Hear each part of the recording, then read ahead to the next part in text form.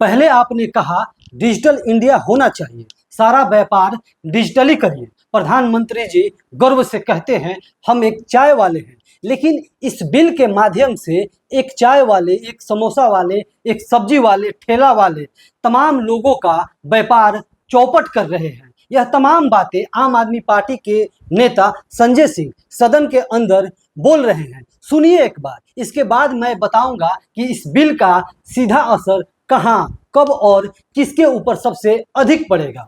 पहले आपने कहा डिजिटल इंडिया होना चाहिए, सारा व्यापार डिजिटली करिए, छोटे छोटे पेमेंट आप डिजिटली करिए। प्रधानमंत्री जी गर्व से कहते हैं वो चाय वाले हैं, लेकिन इस बिल के माध्यम से चाय वाला, सब्जी वाला, समोसे वाला, ठेले वाला, ऑटो वाला, टैक्सी वाला, रिक्शा वाला, सबका व्यापार आप चौपट कर रहे हैं। क्या कह रहे हैं आप इस बिल के अंदर? आप इस बिल में कह रहे हैं कि यूपीआई से जब आप पेमेंट करेंगे तो जो व्यापारी होगा, जो व्यापार कर रहा होगा, जिसके खाते में आप पैसा डालेंगे, उसके ऊपर हम टैक्स लगाएंगे। क्यों लगाएंगे आप टैक्स? छोटे छोटे व्यापार, सब्जी वाले पे, चाय वाले पे आप अतिरिक्त भार डालने जा रहे हैं।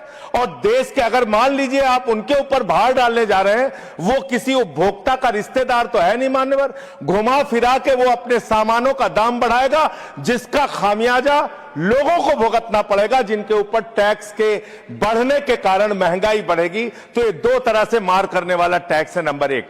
दूसरी बात, ये बिल लाया किन परिस्थितियों में गया है, ये देश को जानना जरूरी है।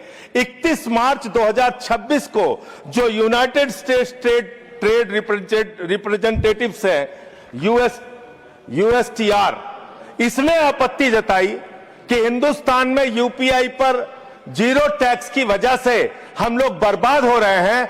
तो ट्रंप के दबाव में भारत की संप्रभुता को गिरवी रख के ये बिल लाया गया है। इसलिए इस बिल के हम खिलाफ। मान्यवर बहुत कम स्पीकर हैं, एक आध मिनट का समय मुझे और दे दीजिए। मान्यवर, आपका जो समय, विदेशी दबाव में भारत की संप्रभुता को गिरवी रख के आप ऐसा बिल ला रहे हैं जिसमें फॉरेन इन्वेस्टर्स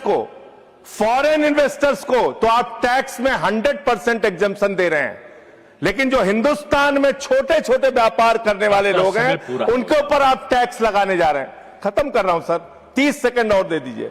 मान्यवर, यह सरकार कहती है यूपीआई के पूरे सिस्टम को मैनेज करने में आपको पैसा खर्च करना पड़ता है।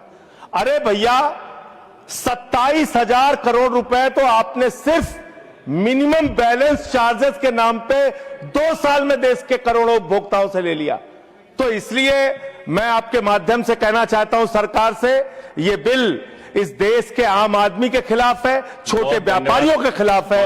इस बिल के विरोध में अपनी बात कहते हुए अनुरोध करूंगा कि इसको वापस लिया जाए। अब वित्त मंत्री निर्मला सीतारमण ने कहा आम उपभोक्ता को यूपीआई का कोई ट्रांजैक्शन चार्ज नहीं देना पड़ेगा। जब यूपीआई लॉन्च हुआ था तो फ्री था, आगे भी फ्री रहेगा। लेकिन एक बात तो स्पष्ट है कि इसका सीधा असर, इसका सबसे बड़ा असर शॉपिंग मॉल, ऑनलाइन कंपनियां या बड़े व्यापारी पर जरूर पड़ेगा। इस बिल को मुख्य रूप से बैंकों और बड़े सिस्टम को राहत देने और भविष्य में सिस्टम को मजबूत रखने के लिए लाया गया है। फिलहाल आपके रोजमर्रा के यूपीआई इस्तेमाल में कोई बदलाव नहीं है।